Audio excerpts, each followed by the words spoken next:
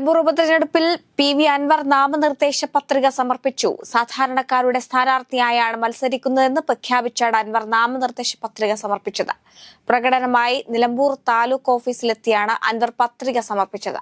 LDF സ്ഥാനാർത്ഥി M. സ്വരാജും നാമനിർദ്ദേശ പത്രിക സമർപ്പിച്ചു. CPIM പോളിറ്റ് ബ്യൂറോ അംഗം A. വിജയരാഘവൻ, സംസ്ഥാന കമ്മിറ്റി അംഗം P.K. സൈനബ എന്നിവർ സ്വരാജിനൊപ്പം ഉണ്ടായിരുന്നു. LDF പ്രവർത്തകർക്കൊപ്പം പ്രകടനമായി എത്തിയാണ് M. സ്വരാജ് നാമനിർദ്ദേശ പത്രിക സമർപ്പിച്ചത്. അതേസമയം നിലമ്പൂരിൽ ആവേശമായി UDF കൺവെൻഷൻ നടന്നു. കൊച്ചി എൻഫോഴ്സ്മെന്റ് ഓഫീസിൽ വിജിലൻസ് സംഘം എത്തി. ED അസിസ്റ്റന്റ് ഡയറക്ടർ പ്രതിയായ അഴിമതി കേസിലെ വിവരശേഖരണത്തിന്റെ ഭാഗമായി നോട്ടീസ് നൽകാനാണ് വിജിലൻസ് സംഘം എത്തിയത്. കൊല്ലത്തെ കശുവണ്ടി വ്യവസായിക്കെതിരായി ED കേസ് ഒതുക്കാമെന്ന് വാഗ്ദാനം നൽകി പണം തട്ടാൻ ശ്രമിച്ച കേസിലാണ് വിജിലൻസ് അന്വേഷണം. ED അസിസ്റ്റന്റ് ഡയറക്ടർ ശേഖർ കുമാറിനെ വിജിലൻസ് ഒന്നാം പ്രതിയാക്കിയാണ് കേസ്.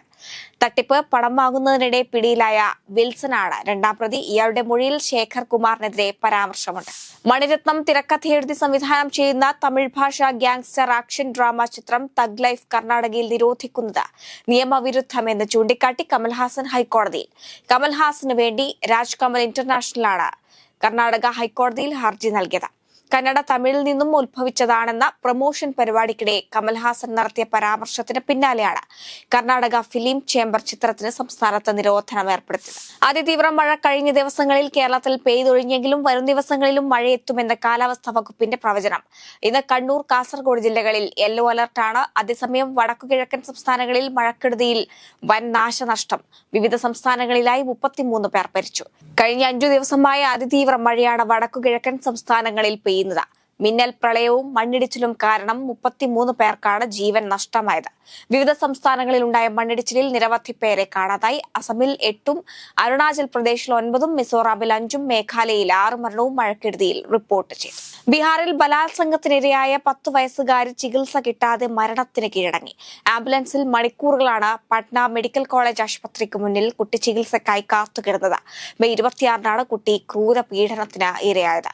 ഗുരുതരാവസ്ഥയിലായിരുന്ന കുട്ടിയെ മുസാഫർപൂരിലെ ശ്രീകൃഷ്ണ മെഡിക്കൽ കോളേജ് ആശുപത്രിയിൽ നിന്നാണ് മെഡിക്കൽ കോളേജിലേക്ക് കൊണ്ടുവന്നത്. കുഞ്ഞിന്റെ ജനന സർട്ടിഫിക്കറ്റ് അച്ഛൻ, അമ്മ എന്നീ പേരുകൾക്ക് പകരം രക്ഷിതാക്കൾ എന്ന് ചേർക്കണമെന്നാവശ്യപ്പെട്ട് നൽകിയ ഹർജിയിൽ ട്രാൻസ്ജെൻഡർ മാതാപിതാക്കൾക്ക് അനുകൂലമായി വിധി.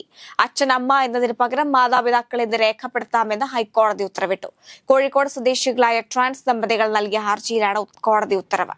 അച്ഛൻ, അമ്മ എന്നതിന് പകരം മാതാപിതാക്കൾ എന്നെഴുതിയ ജനന സർട്ടിഫിക്കറ്റ് നൽകണമെന്ന് കോടതി നിർദ്ദേശിച്ചു. ഇന്ത്യൻ ക്രിക്കറ്റ് താരം വിരാട് കോഹ്ലിയുടെ പബ്ബിനെതിരെ കേസ്. ബംഗളൂരു കസ്തൂർബ റോഡിലെ ദി 18 കമ്മ്യൂണിനെതിരാണ് കേസ്. പ്രത്യേക സ്ഥലം അനുവദിക്കാതെ പുകവലി അനുവദിച്ചതിനാണ് കേസ്. മെയ് 29-ന് നടത്തിയ പരിശോധനയെ തുടർന്ന് കബൺ പാർക്ക് പോലീസ് സംഭവത്തിൽ സ്വമേധയാ കേസെടുത്തിരിക്കുന്നു.